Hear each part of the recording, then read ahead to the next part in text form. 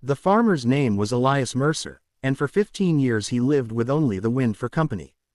His land sat where the plains gave way to dry hills, a place most folks avoided because the soil was stubborn and the nights were long.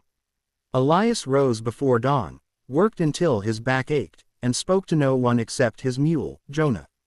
He had buried his parents young, never married, and learned the quiet language of survival, how to read clouds, how to coax water from reluctant ground, how to endure. People in the nearest town called him strange but honest. He came once a month for seed, tools, and salt, paid in clean coin, nodded politely, and left. He never stayed to talk. So when word spread that Elias Mercer had gone to the trading post and returned with a woman, no one knew what to make of it. The woman had been called Nayland by her people, though few remembered that name. She was Apache, one of the last from a small band that had been scattered by war, sickness, and broken promises. For months she had been passed from place to place, treated like a burden, then a curiosity, then property. By the time Elias saw her, she stood alone at the edge of the post, wrists bound loosely, eyes steady but empty. Elias had not gone there looking for a person. He needed a new plow blade. But when he heard the trader boasting about the last Apache woman left behind, something twisted hard in his chest. He did not like the word bought. It felt wrong the moment it formed in his mind. Still, he knew how the world worked. If he walked away, someone else would claim her, and not all men carried quiet hearts. He paid the trader, said nothing more, and cut the rope himself. "You are free to go," he told her simply, gesturing toward the open land. Nayland did not move. She had heard promises before. Elias mounted his mule and began the long ride home, expecting her to disappear behind him.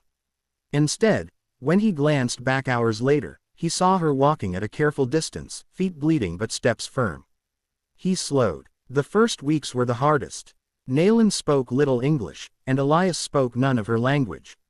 He gave her a small room near the kitchen, left food outside the door, and never entered without knocking. At night, he heard her cry softly, like the wind slipping through cracks in the wall. Elias did not ask questions. He believed some wounds healed best without hands pressing on them. He showed her the well, the fields, the safe places to walk. He worked as he always had, though now he was aware of another presence, quiet, watchful, strong.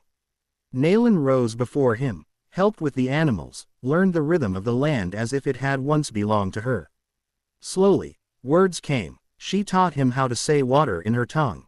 He taught her the names of stars as he knew them. Some nights they sat on opposite sides of the fire, sharing silence like bread. In town, whispers followed him.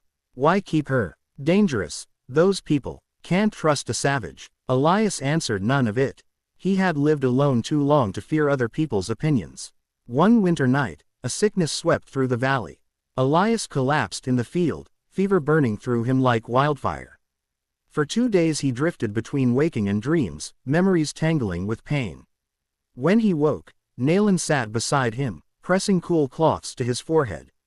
Herbs simmered on the stove, sharp and bitter. She spoke then, halting but clear. "My father was a healer.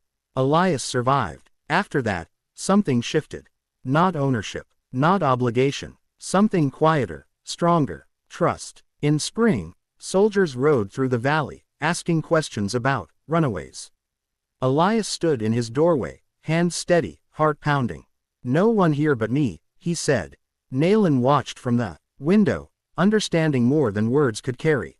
That night, she placed a small woven band in his hand, a symbol of gratitude, not submission.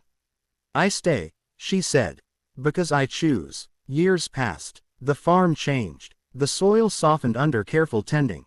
Crops grew where none had before. Elias learned that Nayland's people had once lived in balance with land like this, taking only what was needed, giving back what they could. She never forgot who she was. She sang songs Elias could not understand, facing the rising sun. She told stories of mountains far away, of a people who had not vanished, only scattered like seeds. Elias listened. When visitors came, they saw not a master and a servant, but 2 survivors sharing work, meals, and respect.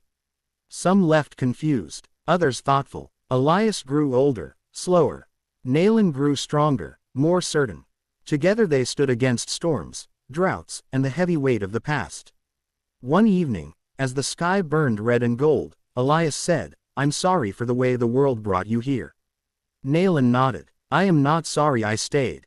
When Elias died many years later, he was buried beneath a cottonwood tree on his land. Nayland placed stones in the Apache way, marking his journey with care. She did not leave after that. The farm became known as a place of quiet fairness, where travelers could find water, rest, and a story worth hearing. And people no longer spoke of the farmer who lived alone. They spoke of the man who chose to do one decent thing in a cruel time, and of the Apache woman who turned survival into legacy.